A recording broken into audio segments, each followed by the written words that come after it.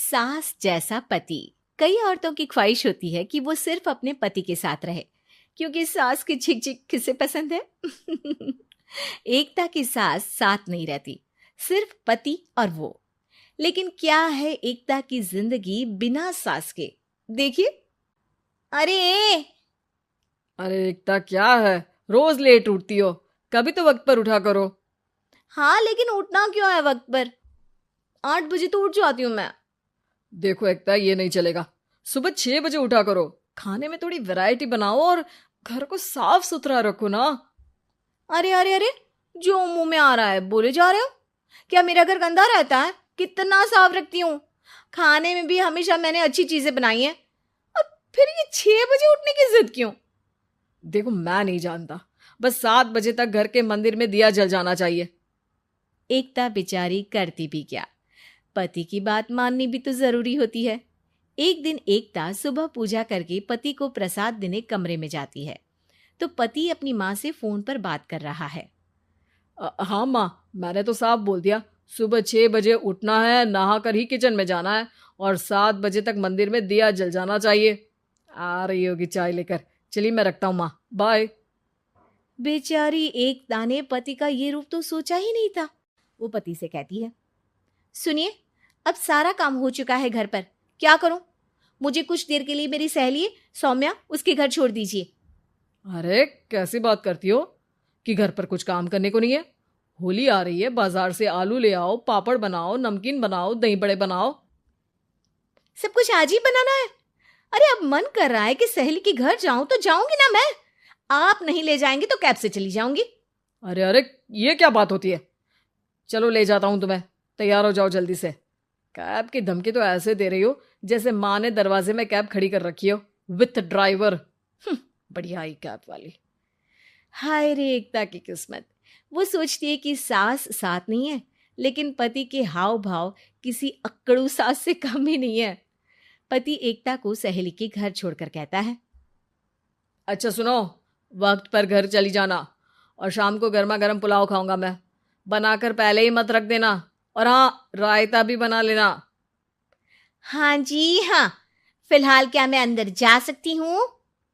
नाश्ता पेट भर करा दिया, दोपहर का खाना भी पैक कर दिया। पहले जो खाया है उसे तो पचा लो, दिन का खा लो, अभी से रात के खाने की चिंता में बाल न जड़ जाए कहीं। पति को एकता की बात पर गुस्सा तो बहुत आता है, लेकिन ऑफिस में देरी के कारण वो कुछ नहीं कहता। एकता सहेली के पास जाती है, जहां सास बहू बैठकर गप्पे लड़ा रही होती है। हाय सौम्या, नमस्ते आंटी जी। अरे वाह एकता बेटा, बड़े समय बाद देखी, कैसी हो? अच्छी हूँ आंटी जी। घर का सारा काम हो गया था, बोर हो रही थी, सोचा सौम्या से मिलती चलूं। हाँ हाँ बच्चों, तुम लोग बैठकर गप्पे लड़ाओ। मैं तुम लोगों के लिए नाश्ते पानी का इंतजाम करती हूँ। सास ये बोलकर किचन में चली जाती है। अरे एकता, कैसे आना हुआ? थोड़ी परेशान सी भी लग रही है, सब ठीक तो है ना? अरे यार, कहाँ ठीक हूँ। ना सोने मिलता है, ना अपने मन का कोई काम करने मिलता है। बस सुबह 6 बजे से किचन और रात के 12 बजे तक घर का काम। मेरी तो कमर ही टूट रही है। अरे क्यों मजाक कर रही है? तेरे तो मजे हैं, अकेली रहती है पति के साथ, न कोई सास न ससुर, न आस पड़ोस से मतलब। हम लोगों की सोच, जॉइंट फैमिली है, कितनी परेशानी होती है। अरे रहने देना, वो तो दिख रहा है कि कितनी परेशान है तू। सास किचन का काम कर रही है और तू सहेली से गप्पे। ऐसा कहाँ होता है यार। हाँ वैसे तू बोल तो सही रही है। सुबह थोड़ा सा भी लेट हो जाए ना उठने में, तो मम्मी जी किचन संभाल लेती है। पति तो जाते वक्त उठाते हैं कभी कभी मुझे। पर मेरी छोड़, तू बता, सास साथ रहने आ गई है क्या, जो सुबह 6 बजे उठना पड़ता है? पति तो तेरा 10 बजे ऑफिस जाता है। 4 घंटा खाना बनाने में लग जाता है क्या तुझे एक लोगों का? अरे रहने देना यार, मेरा तो पति ही सास से कम नहीं है। सारा दिन का ड्रामा, अरे बातें सुनाना, बोलियां बोलना, कोसना, क्या क्या नहीं आता है उसे। यार मैं तो हैरान होती हूँ कभी कभी कि ये सास की आत्मा तो नहीं आ जाती ना इसमें। अरे परेशान हो चुकी हूँ। इतना ही नहीं, वो तो अपनी माँ से मेरी चुगली भी करता है। समझ गई। मतलब तेरे पति की गाड़ी चल यहाँ रही है, लेकिन रिमोट तेरी सास के पास ही है। अरे अब जो समझ, रिमोट है या कंट्रोल है, बस मेरा तो मुश्किल हो रहा है यहाँ रहना। सोच रही हूँ 2-4 महीने के लिए मायके चली जाऊं। क्या करेगी?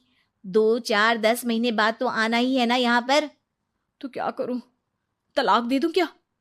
अरे ये कोई सोल्यूशन नहीं है। तू अपने पति को सुधार भी तो सकती है। कैसे कैसे सुधारूं?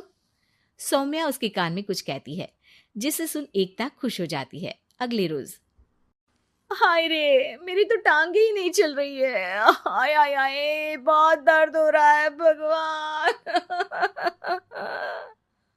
अरे क्या हुआ एकता, रुको मैं माँ से पूछता हूँ। लेकिन पति जैसे ही माँ से बात करके एकता के पास आता है। क्या नौटंकी है ये, क्यों रो रही हो? अरे कोशिश करो ना उठने की।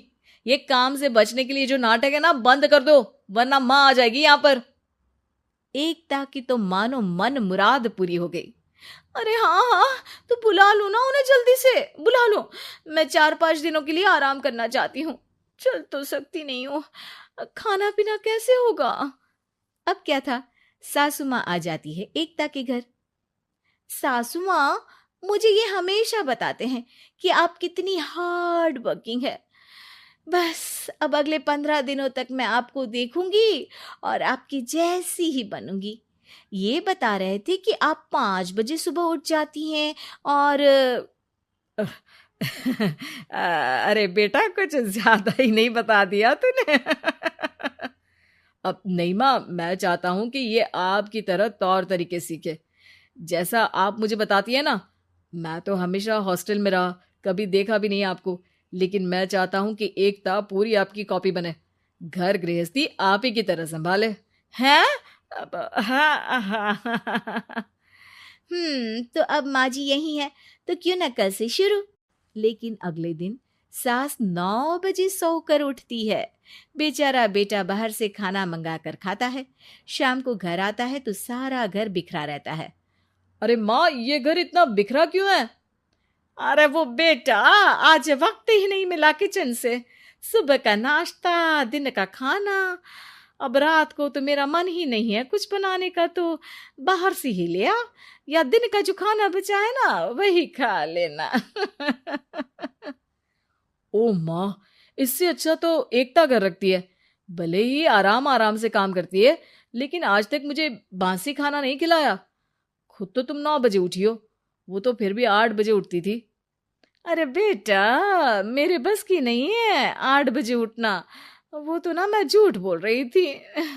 मैं तो चली अपने घर। अरे कम से कम तेरे पापा मुझे सुबह की चाय खुद तो बना कर देते हैं ना। ना जी ना, मुझे नहीं रहना अपने बेटे के पास। ये बोलकर सासू माँ चली जाती है अपने घर और एकता की लाइफ फिर से सेट हो जाती है बहुत अच्छी तरह।